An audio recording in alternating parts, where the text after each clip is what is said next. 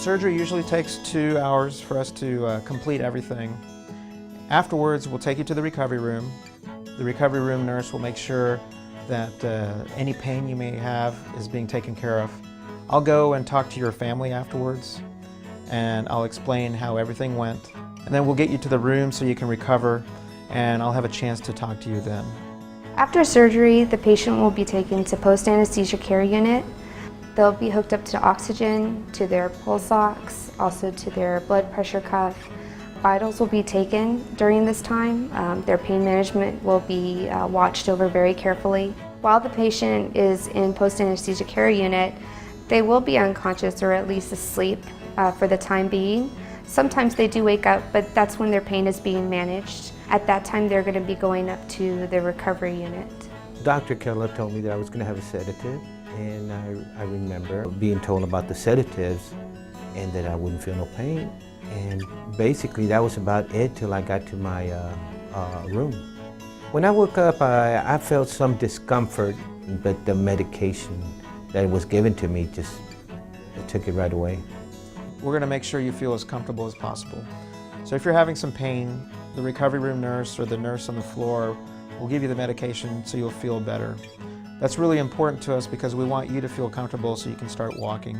Usually you'll be able to walk that evening or first thing in the morning. Well, the 5th Surgical Pavilion is a post-operative unit where we take care of patients after they have surgery and they come back from the recovery room. It's a very quiet and healing environment, very patient and family focused. Every room is a private room. Your family member can stay with you if you'd like them to.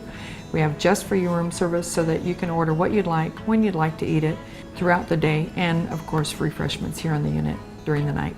We also have very caring staff that will help you heal and get home with your family soon. Well, this is one of our suites up on the 5th floor. There are larger rooms. The suites have a separate area for our families to stay in so that you'll be comfortable and have your family support with you. I really appreciate it because he was in a room by himself, so that gave me an opportunity to be with him. I feel like we've been VIPs. They've really given us, I feel like, one-on-one care. Really, really exceptional. Well, what we do here on 5th Pavilion is we want to make sure that we're managing their pain. So that's the first question that we ask them once we get them in the room. If they're in pain, we're going to medicate them for pain. Next thing is if they're nauseated, which usually they aren't, but if they are, we do have medicine to give them for that. Well, once the patient's on the floor, you'll be able to soon walk around. You're going to have a tube down below, which is the Foley catheter. You'll also have a little tube coming out of one of the incisions, which is called a JP drain. Usually we can get that JP drain removed before you go home. We start them on a clear liquid diet as soon as they're able. And they stay on a clear liquid diet until they start passing flatus, get their bowel function back, and then we advance them to a regular diet. It usually won't happen until the second day, around lunchtime. Another thing that we do is we get them up and move them around as soon as we can, when they're more awake and when they're able. And that's for several different reasons. First being they'll feel a lot better once they do get up, which is very important to them. Second is to prevent clots and any complications. They also breathe better when they're up moving around. Oh, it feels real good. I couldn't imagine I'd feel this good day after surgery. Hope to get home, see the family, and maybe do some dancing pretty soon.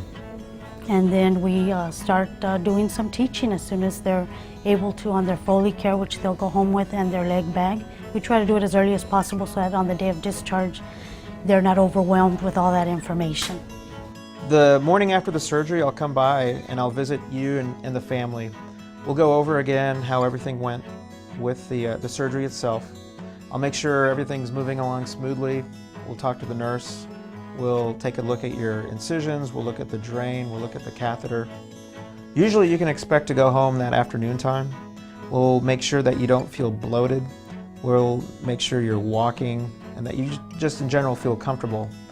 Typically the drain will come out and you'll go home with just the catheter, and then I'll have you come back and see me 1 week later in the office.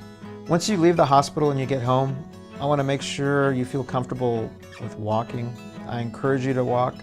You should not do anything that creates pain, so if it starts to hurt, you're probably doing too much and you need to just take it easy a little bit. You'll be able to take stairs. You'll be able to be driven, but I prefer you not to drive while the catheter is in place. And as far as lifting goes, you want to limit yourself to probably 10 to 15 pounds. If you do more than that and you start to feel abdominal strain, we don't want anything to happen to those incisions.